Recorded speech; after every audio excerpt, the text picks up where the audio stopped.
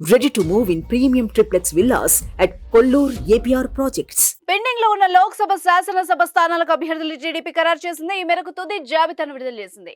4 Lok Sabha 9 assembly స్థానాలకు అభ్యర్థులు ప్రకటించింది. ఇందులో ఇప్పటి వరకు ఉన్న సీనియర్లు, నియోజకవర్గాల మార్పులు, చేర్పులు, ఇతర పార్టీల నుంచి వచ్చిన నేతల్ని అభ్యర్థులుగా హైకమాండ్ ప్రకటించింది. గంటా శ్రీనివాసరావుకు భీమిలి నియోజకవర్గం అభ్యర్థిగా ప్రకటించింది. చీపురుపల్లి నుంచి కళా వెంకట్రావుకు స్థానం కల్పించింది. పాడేరు నుంచి వెంకట రమేష్, దర్శి నుంచి జి లక్ష్మి పోటీ చేయనున్నారు.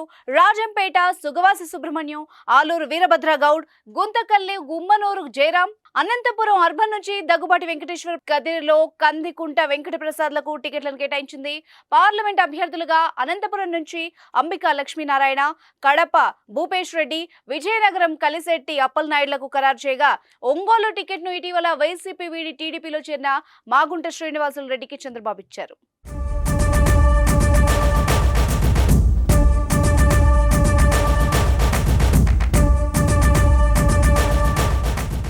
సుమన్ టీవీలో మీ పర్సనల్ అండ్ బిజినెస్ ప్రమోషన్స్ కోసం కింది నెంబర్కి కాంటాక్ట్ చేయండి.